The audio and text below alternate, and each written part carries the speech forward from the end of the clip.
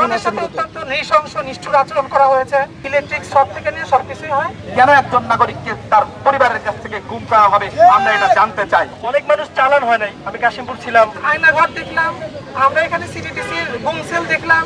এই গুম সেলগুলো আরো সংস্থার আছে, এই গুম সেল র্যাবের আছে। বাংলাদেশের এরকম বহু কারাগার আছে, যে কারাগারগুলোকে অত্যাচারের সেল বানানো হয়েছে। আমার কথা, নাগরিক অপরাধ করবে, নাগরিকের বিচার হবে, বিচার ব্যবস্থায় আদালতে বিচার হবে। যদি বিচারের ফয়সালা হয়, নাগরিক জেলে থাকবে। জেলে একজন নাগরিক তার সমস্ত প্রকার সাংবিধানিক সুবিধা পাবে। কেন একজন নাগরিককে তার পরিবারের কাছ থেকে গুম করা হবে আমরা এটা জানতে চাই। সেখানে অনেককে গুম রাখা হতো, নির্যাতন করা হতো, এবং আমরা সরাসরি এটার ভিকটিম, আমরা এটা শিকার হয়েছে, আমরা জানতাম। আমাদের আসার পেছনে দুইটা উদ্দেশ্য ছিল।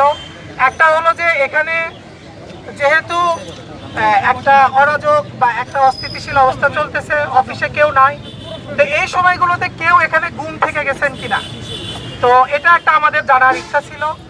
এবং দ্বিতীয় যে বিষয়টা ছিল সেটা হচ্ছে যে এটা এই দেশের জনগণেরও, এই দেশের সাধারণ মানুষেরও এই বিষয়টা জানা দরকার।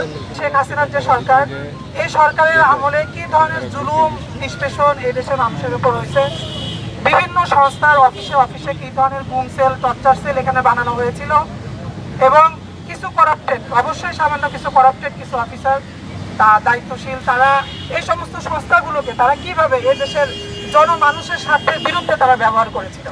আমরা এখনো পর্যন্ত কাউকে পাইনি। আমরা সিটিটিসিতে গেলাম, সিটিটিসির নিচতলায় যে গুমের সেলগুলো ছিল, 4টা বা 5টা রুম, সেই রুমগুলোতে আমরা দেখলাম অগোছালো অবিন্যস্ত অবস্থায় ছিল, সেখানে কেউ নেই। এবং আমরা 5ম তলায় এই দুটো রুমে আমরা বা দুটো করিডোরে আমরা প্রবেশ করতে পারি নাই, কারণ এই দুটো করিডোর গ্লাস ছিল এবং এখানে স্ক্রিন এই আপনার ফিঙ্গারপ্রিন্টের লক ছিল। এখানে আমরা এখানে প্রবেশ করতে পারি নাই। সিটিটিসির যারা এখানে ছিলেন তারা জানালেন যে এখানে নথিপত্র থাকে, সেই জন্যই। এবং আমরাও আমাদের অভিজ্ঞতা থেকে যতটুকু জানি যে সেলগুলো আলাদা হয়, অফিসগুলো আলাদা হয়। 7ম তলাতে অনেকগুলো, প্রায় 13 বা 14টা এখানে সেল ছিল, এবং এই সেলগুলোতে খুব আর্লি টাইমেই মানুষ ছিল, এটা আমরা বুঝেছি। কারণ এখানে আমরা তাজা খাবার পেয়েছি, তাজা আপেল পেয়েছি, ওষুধপত্র পেয়েছি। এখানকার গুম সেলগুলোতে আমরা মানে কিছু আর্লি টাইমে মানুষ ছিল, সেটা আমরা দেখেছি।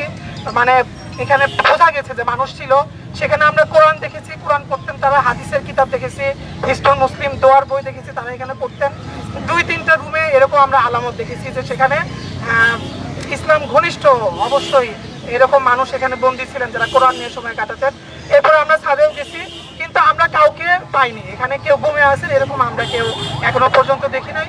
আমরা ডিবির এই নিচের যে ইয়েটা ছিল সেখানেও আমরা দেখেছি গারদ, সে গারদেও আমরা কাউকে দেখি নাই।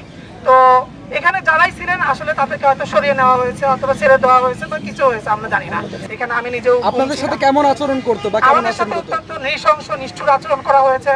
এবং আপনারা জানেন যে আমি এখনো ইনজুর্ড। এখানে নৃশংসতার যত উপায় হতে পারে, হ্যাঁ, সব রকম উপায় এখানে ব্যবহার হয়। ইলেকট্রিক শক থেকে নিয়ে সবকিছুই হয়।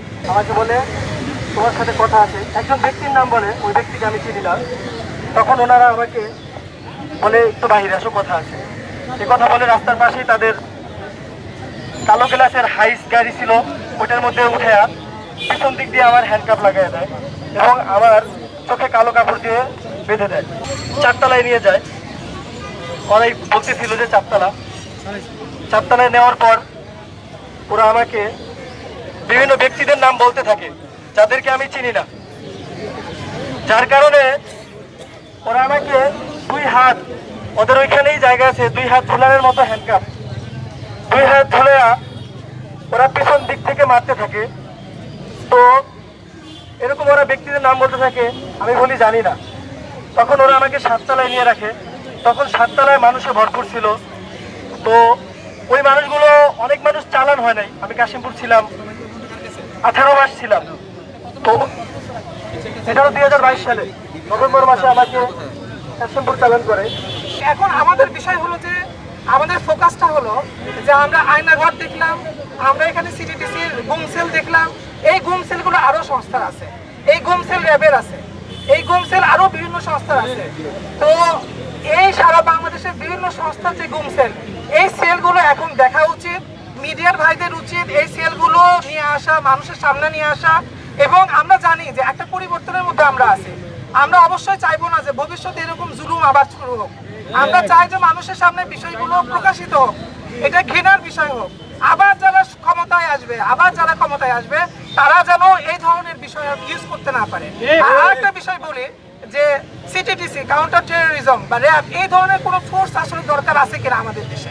যারা যদি এই ফোর্সগুলো আসলে কি করা উচিত, এগুলো ডেমোলিশ করে দেওয়া উচিত।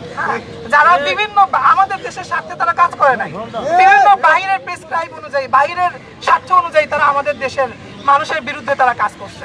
তো এগুলো একটা অস্ত্র ছিল, আমাদের জুলুম এবং শোষণের অস্ত্র, যেটা রেজিম ব্যবহার করতো।